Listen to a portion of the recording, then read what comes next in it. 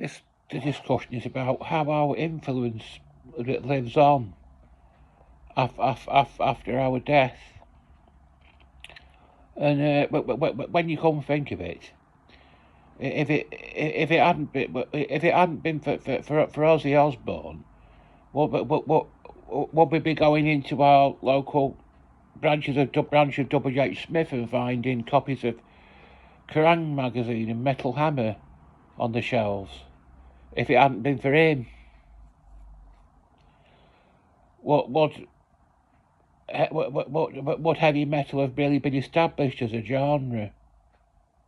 If it hadn't been for Ozzy Osbourne, because I think Rob Halford, the lead singer of Judas Priest,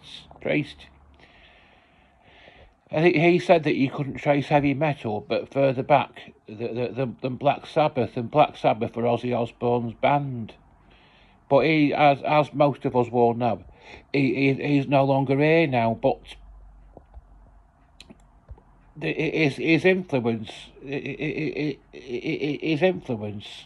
is still. We can still see the results of his influence after his death, because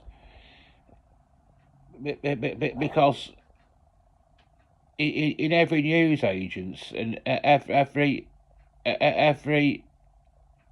branch of W.H. Smith, you can buy heavy metal fan magazines such as Kerrang and Metal Hammer and what have you. So it makes you think, doesn't it? It makes you wonder, does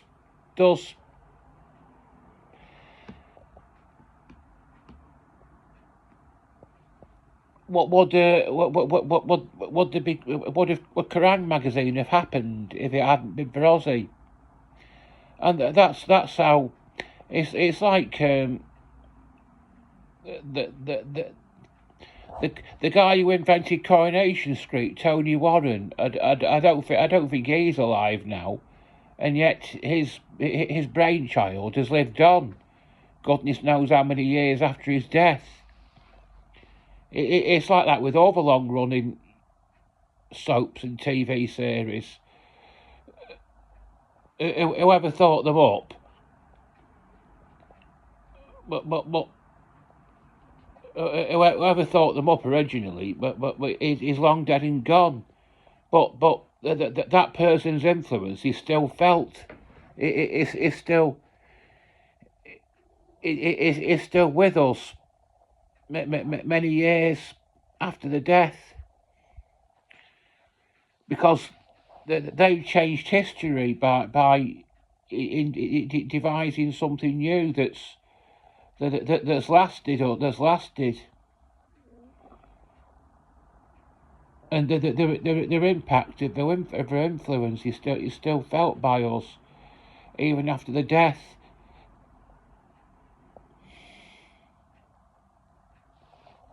And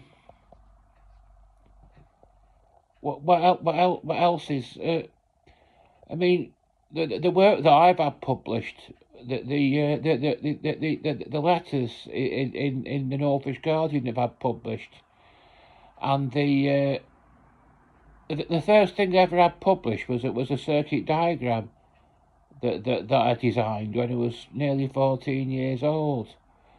And it got published in Everyday Electronics magazine, and there could be it was, I think it was the April. It was either March or April 1982. Well, no, sorry, 1983. I think it was the April 1983 edition of Everyday Electronics magazine, and there could be a few. I mean, who knows how many copies of that magazine are still lying around now in people's homes? Because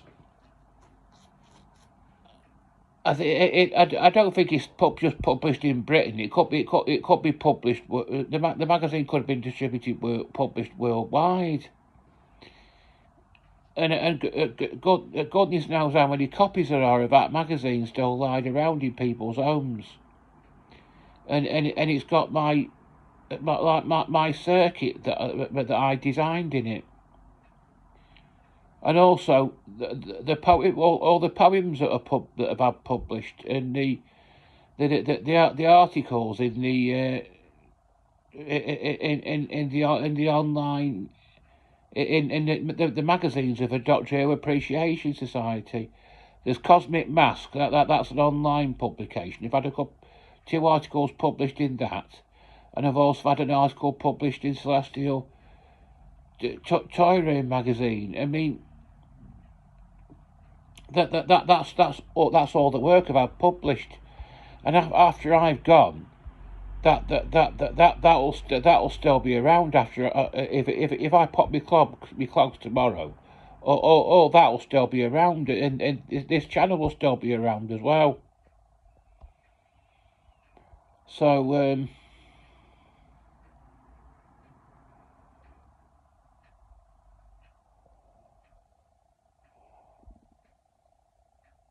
the way the human race has developed technologically has allowed humans to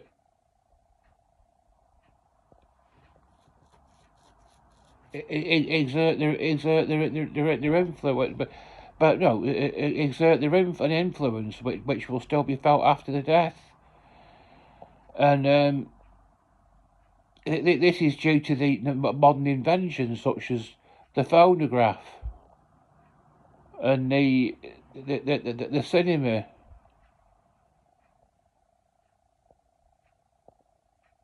So